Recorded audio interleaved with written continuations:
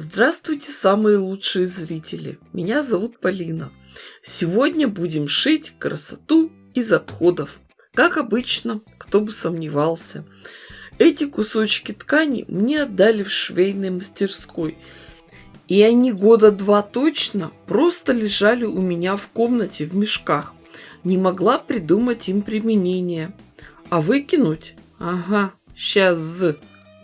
Вот светлая ткань, она плотная, то ли костюмная, то ли портьерная, зеленая – крепдышин, темные ткани – кусочки подкладочного искусственного шелка. Естественно, профессиональные лоскутницы на такие ткани даже и не посмотрят. А вот нам, любителям делать из овна конфетку, очень интересно решить такую задачку – разглядеть красоту в этом ворохе ненужных тканей. Для начала переберем все обрезки и, где возможно, нарежем квадраты 10 на 10 сантиметров. Здесь не нужна точность кроя. Даже если на какой-то уголок не хватит ткани, ничего страшного. Все заготовки разложим по кучкам, по цветам. Нам надо понять, какого цвета меньше всего. С него и начнем. Он будет в центре. И еще один момент. Хочу сделать 6 примерно одинаковых деталей. Поэтому все лоскутки сразу же распределим на 6 кучек. В качестве основы возьмем кусок плотной ткани. Самое главное, чтобы она не тянулась и не деформировалась. Это может быть брезент, матрасный или перьевой тик. У меня плотная синтетика. Это кусок рекламного плаката. Квадрат у меня 27 на 27 сантиметров. Но вы можете взять свои размеры. Найдем и отметим середину. Очень удобно работать за профессиональным швейным столом Комфорт 7. На сайте компании Комфорт, производителя специальной мебели для бытового швейного оборудования, вы можете заказать такую или любую другую модель. Все ссылки найдете в описании под видео. Знаю, что очень часто у новичков такие коврики идут волной. Чтобы этого избежать, воспользуемся самодельным приставным столиком.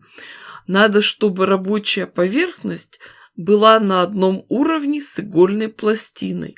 Тогда коврик лежит ровно и не деформируется под своей тяжестью. В центр поместим яркий оранжевый кусочек. Это ткань стрейч, трикотаж. Но в качестве цветового пятна подойдет идеально.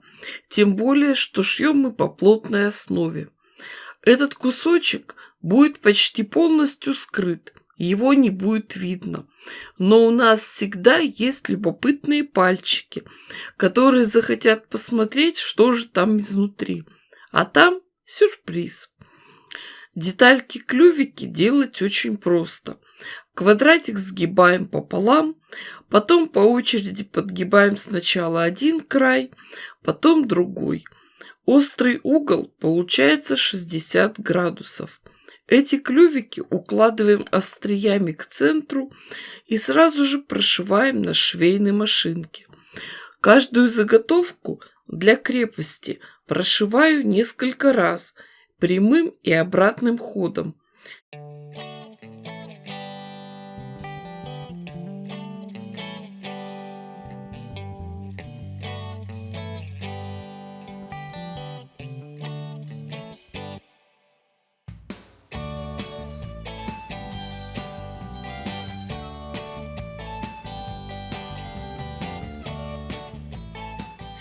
Следующим рядом клювиков мы закрываем промежутки между предыдущими деталями. Расстояние между рядами делаем примерно полсантиметра. Но, конечно, учитывайте толщину ткани, ведь получается несколько слоев. Чем плотнее будете нашивать эти клювики, тем сильнее они будут топорщиться.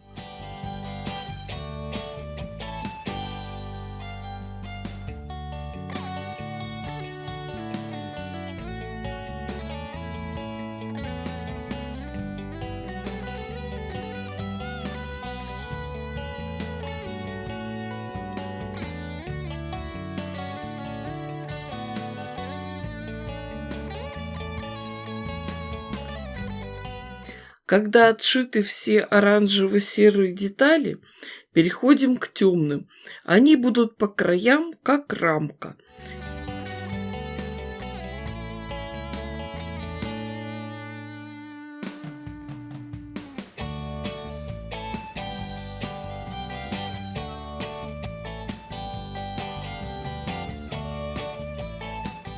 Темные детали у меня разных цветов и оттенков.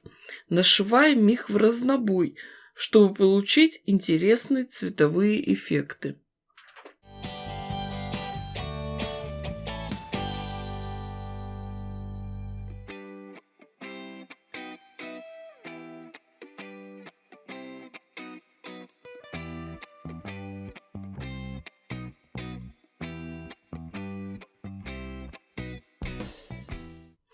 Шьем мы по кругу, а основа у нас квадрат.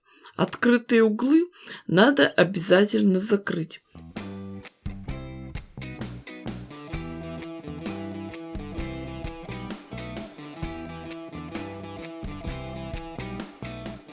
Чтобы было удобнее работать, можно сразу выровнять стороны, убрать, срезать лишние ткани.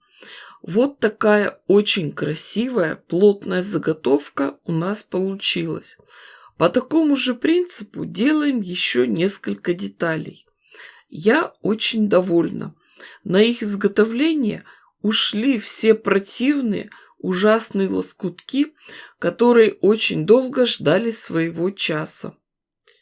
Для дальнейшей работы нам понадобятся соединительные бейки. Для обратной стороны из легкой ткани шириной 3 см, а для лицевой шириной 6 см. Как работать с бейками?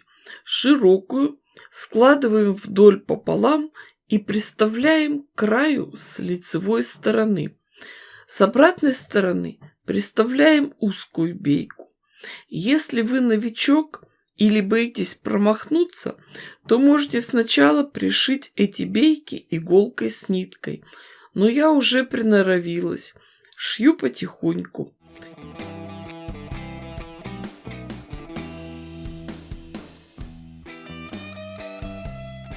На следующем этапе разворачиваем и расправляем нижнюю бейку и приставляем к ней следующую деталь. Пришиваем на швейной машинке. Отшитые детали разворачиваем и расправляем двойную бейку. Она как раз закроет все швы, а припуски на швы ложатся ровно рядом друг с другом. А дальше уже прошиваем двойную бейку на швейной машинке по краю. Соединение получается плотное и крепкое. Таким образом, соединяем все детали между собой. Сначала в длинные ряды, а потом уже сшиваем их между собой. И край коврика обшиваем бейкой. Как это делать, показывала уже неоднократно. Знаете, сама удивляюсь, насколько эффектно и красиво смотрится. В начале работы даже и не представляла, как это будет выглядеть. Коврик получился плотный и тяжелый. Планировала его на пол, но поняла, что жалко такую красоту на пол стелить. Наверное, будет он лежать в кресле. Кстати, как-то в комментариях мне одна женщина написала, что в ее детстве, в ее семье тоже был такой коврик-кругляш из уголочков, и он считался лечебным. Когда у домочадцев случались приступы ревматизма, они усаживались на такой коврик, и боль проходила. В принципе, я догадываюсь, в чем тут дело. Свернутые уголочки из ткани, наверное, делали какой-то микромассаж, усиливали кровообращение, поэтому боль и проходила. Аппликатор Кузнецова действует по такому же принципу. Ну вот, придумалось еще одно применение такого коврика. Лечебное. Просто лежать на нем. Всем желаю здоровья. Берегите себя. В описании под видео есть ссылки на все мои группы в Одноклассниках, ВКонтакте и на платформе Яндекс.Дзен. Присоединяйтесь ко мне обязательно. Ставьте классы, пишите комментарии. С вами была Полина. Всем пока-пока и до скорых встреч!